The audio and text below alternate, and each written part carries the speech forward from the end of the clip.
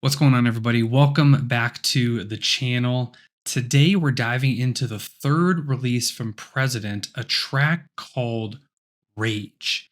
Now, if you've been following this journey from In the Name of the Father and Fearless, you know that we're not just talking about good music, we're talking about a lot of heavy themes here: faith, identity, control, spiritual unrest. And this one, to me, really continues on that trend. And as always, I want to be clear right up front. I am a Bible believing Christian. I love Jesus. I believe the Bible is 100% true. But that's also exactly why I think these songs are worth talking about, because they echo some very real spiritual tensions that many of us do experience. There's no surface level Christianity here, and there's no easy conclusions. President is making art that asks really big questions about God, about self worth, about pain, and about grace. And Rage might be the most vulnerable one yet. So let's take it section by section. We're going to start with the visual story. So the video opens in this ancient cathedral: cracked stone, faded walls, high arches. It feels sacred yet broken. A place once holy, but is now hollow. And that setting matters a lot. It's not just aesthetic, it's definitely symbolic. We're, we're walking into the ruins of something that was once revered. Faith, identity, the church, maybe all of it is important. And then center stage are two actors, one dressed in white, one dressed in black. Immediately they face each other and they reach out to choke one another, but they don't follow through. The impulse is real, but they don't follow through. And why choking? Because this is a battle to silence the other. White trying to silence black, black trying to silence white. They want to dominate each other, to suffocate the opposing force. It's not just about conflict, it's about control. The tension here sets the tone. This is not a dance of beauty, it's a spiritual confrontation. Control versus surrender, fear versus trust, and flesh versus spirit. It's a war within. And as the verses unfold, the women mirror each other in movement, and they're dancing in perfect opposition. There's symmetry, but it's not necessarily harmony. It isn't unity, it is duality. They're not working together, but they are in perfect conflict, which means the divide is still strong. Now, here's where it gets really interesting. During the soft chorus, we get an overhead view of the cathedral, as if we're seeing it from the mezzanine, but it's empty. That's important. It's an invitation to ask, where is God? Where is the authority? The silence from above is definitely intentional here. It reflects the lyrical cry: I keep calling your name out, but I don't hear if you make a sound.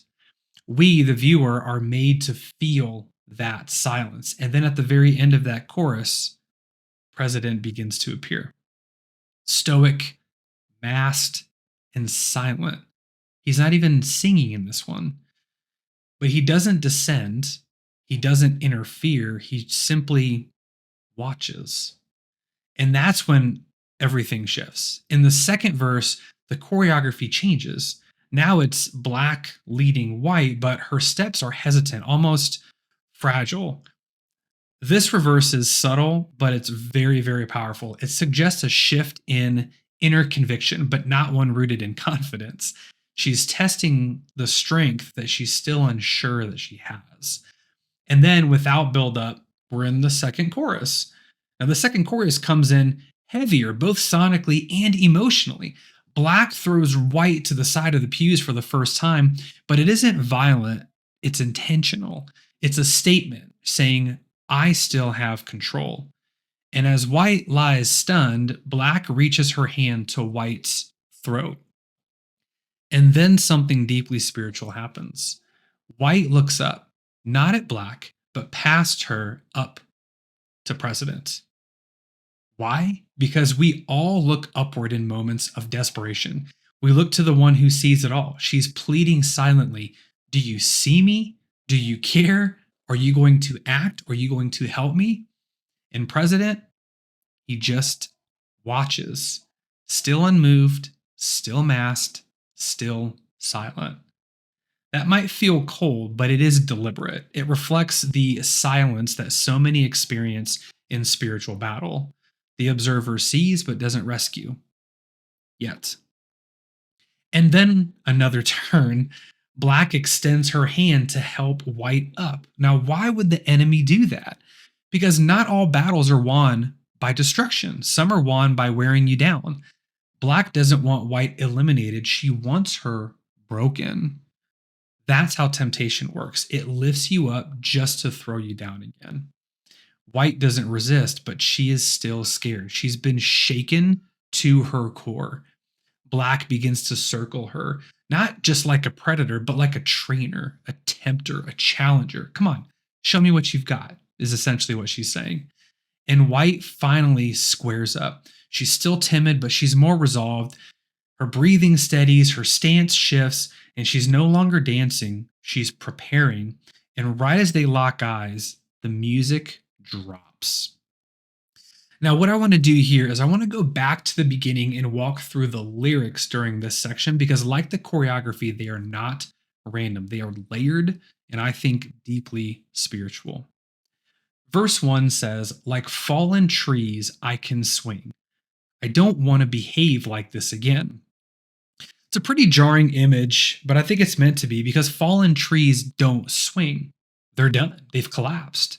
So to say I can swing is to imply something unnatural, like a person trying to move, trying to feel alive or expressive, but from a position of brokenness. It's a movement without grounding. It might also suggest the illusion of freedom while being spiritually dead inside, like someone saying, I'm functioning, but I'm not okay. The second line is soaked in regret. There is an awareness of failure, but also a fear of repeating it. This is repentance trying to be born in a heart still wrapped in shame. It goes on to say, am I still enough for you? Would you ever change me? This is no longer directed at a person. This feels vertical, a plea toward God. It's the tension of asking, even like this, would you still have me? Would you still work in me? It's not unbelief, it's bruised belief. A desire to still be moldable in the hands of the potter, even when you feel like the clay that's already hardened. It goes on to say, my heart decays in the shade. Can we keep it a secret while we wait? Now, the word shade here carries dual meanings. Biblically, shade can represent protection. In Psalm 121:5, it says that the Lord is your shade at your right hand. But here it does feel a little bit darker, like it's a place we go to hide, hiding from God, hiding from others, even hiding from yourself. Decaying in the shade implies that the hiding isn't helping anymore. It's not safe. It is slowly killing him. Can we keep it a secret? Echoes that spiritual isolation. Like he's asking if this decay, this failure, this shame can stay hidden while he sorts it all out. There's a deep ache here to be known, but also to be covered. And it's the cry from Genesis 3 that says, I was naked and I hid. Now it goes on to say, I'll always belong to you. Nothing will ever change it. So out of nowhere, we get this anchor, but it's not said with pride. It's said with a kind of exhausted defiance. I might be struggling. I might be full of questions. I might even be angry at you, but I belong to you. And deep down, I know it. That line feels like the crack in the wall where the light begins to break in. But even when his faith is failing, his identity remains. This is someone who's been hurt, possibly by people, institutions, or culture that claimed to speak for God, but he has not fully walked away. He knows where his home is, and it's not denial. I think that this is a heavy wrestle of faith. Like the Father in Mark 9:24 crying out, I believe, help my unbelief. The first chorus is soft And it goes, I'll keep calling your name out, but I don't hear if you make a sound. Will you hold me when I'm in the ground? This is the heart cry of someone caught in spiritual silence. There's faith and frustration. He's still calling out to God, still praying, still reaching, but he's not hearing anything back. That line isn't about giving up. It's actually, I believe, about perseverance. It reminds me of Psalm 13, 1, 2. How long, Lord, will you forget me forever? How long will you hide your face from me? This isn't abandonment, but it is a mysterious space where God feels distant. But we have to keep calling anyway. And then comes the line, will you hold me when I'm in the ground? That's not metaphor, that is eternity. It's the same longing that we heard in Fearless. The hope that even if nothing makes sense in this life, maybe we'll be held in the next. It's the ache of Romans 8:18 that says the sufferings of this present time are not worth comparing with the glory that is to be revealed. He's not just asking for comfort now, he's asking if he'll still be loved after death, if God's presence will hold him even when his life is done. At the at the end of the chorus it says, I keep drinking my way out. Could you love me then? Would you love me then? Now this part hits pretty hard because it's confession, but it's not polished confession. It's very, very raw. There's no hiding the fact that he's trying to cope through destructive habits. It could be alcohol, it could also be broader. It could be just numbing out, escaping, self-medicating in some way. But even in that brokenness, he's reaching up and asking, would you still love me? That question then is doing the same work Yet did in the name of the Father. It acknowledges failure, it acknowledges shame, and it acknowledges the messiness. But it's also a whisper of hope. Could you still love me even there? Could you still love me then? It's like Romans 5:8 in a lyric, but God shows his love for us in that while we were still sinners, Christ died for us. There's something gut wrenching and beautiful about this chorus. He's not pretending. He's broken, he's insecure, but he's still calling, he's still hoping, and he's still reaching for the love that he knows exists, even if he's not sure he can still even receive it. Now, verse 2 is soft and it's short. It says, I can still taste the thunder in your soul. Will you still remember me when all of this is faded? Now, this verse feels completely different than the first. When I first heard it, I thought it was a continuation of the singer's voice, another cry toward God.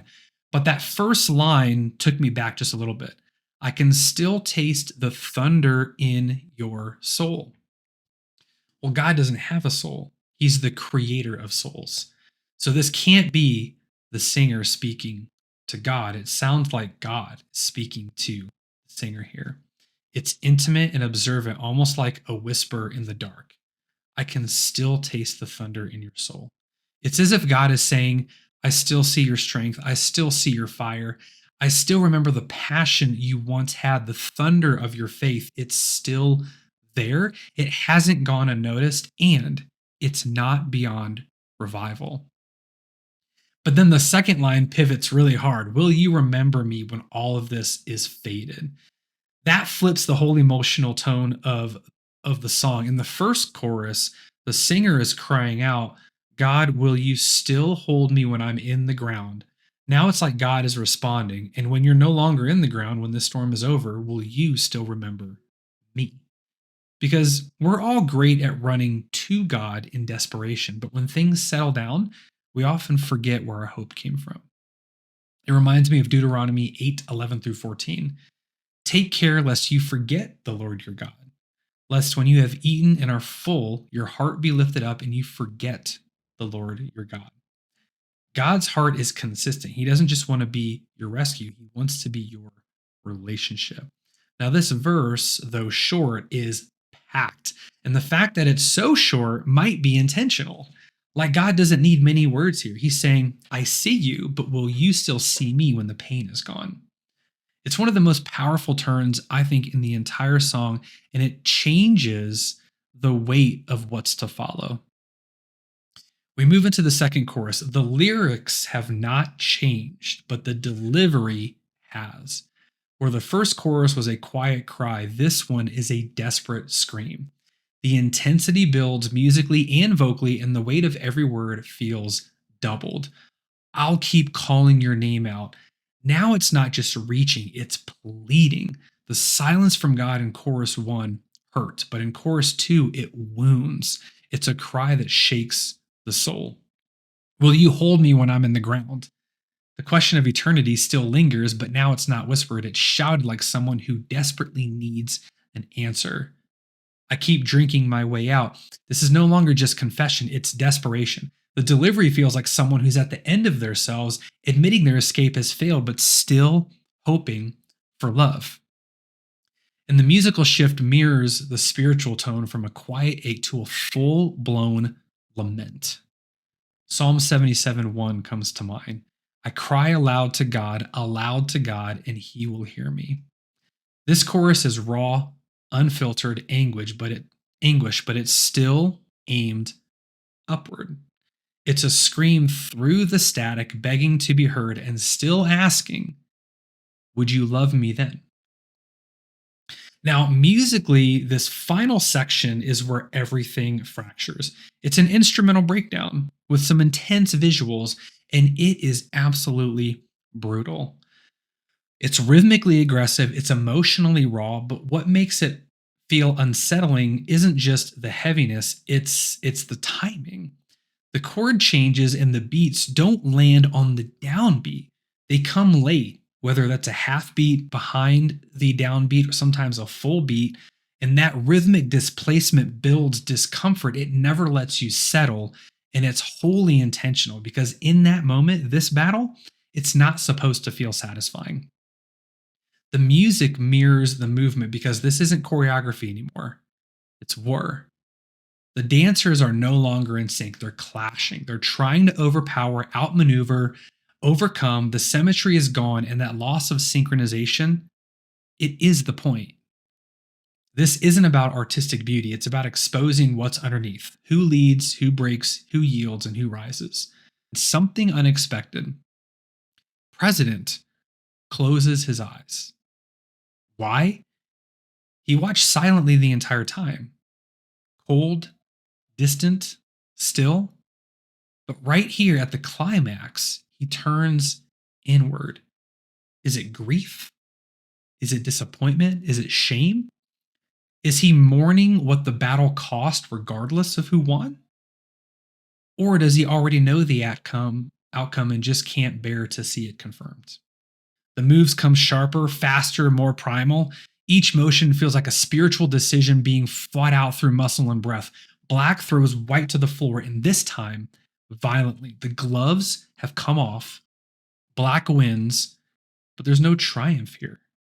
She slumps over White's body, not in gloating, but in exhaustion, in sorrow, and I would even dare say in regret. Because when you win a war with yourself, something dies.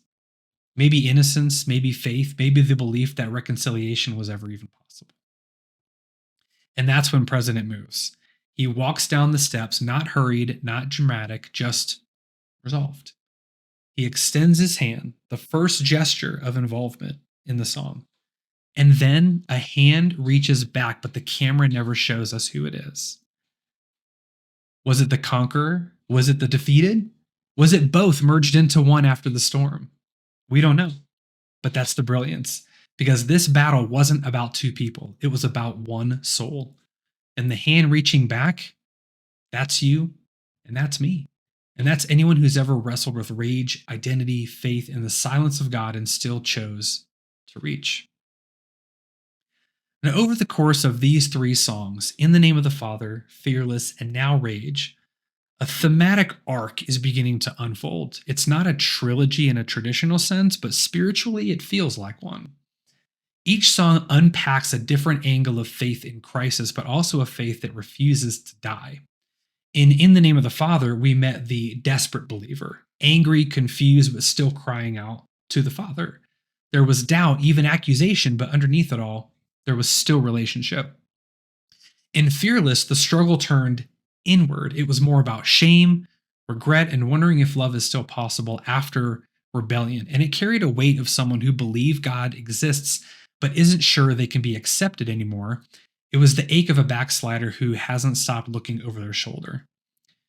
And now in Rage, we get the war behind the curtain, the chaos within, the spiritual schism between the parts of us that want to fight and the parts of us that want to be free, the black and the white, the conqueror and the conquered. It's the most embodied version of the struggle so far, but it's also the most introspective. What ties them together isn't rebellion, it's longing. These songs are written by someone who has known God, but now carrying scars, spiritual, emotional, maybe even institutional. And those scars haven't erased the faith, they've just made it harder to live with. There's a consistent thread of calling out in silence, asking if they're still loved, holding on to belonging, even if by a thread, and underneath it all, the refusal to fully walk away. This is not the journey of an atheist. This is the journey of someone who knows God is real, but is asking, if I'm this broken, can I still be yours? And each song adds a new dimension to that cry, and Rage may be the most human and the most divine of all three so far. Because the greatest wars are rarely external, they're the ones inside us. Now, if you're in that place, torn between faith and fear, fighting parts of yourself you don't even recognize, this isn't just a music video for you. It's a mirror. These songs don't just tell a story, they give permission. Permission to wrestle. Permission to feel distant from God and still reach for Him. The Psalms are full of the same tension. How long, O God? Why are you silent? Where can I go from your spirit? These cries aren't new. They are ancient, and they are holy.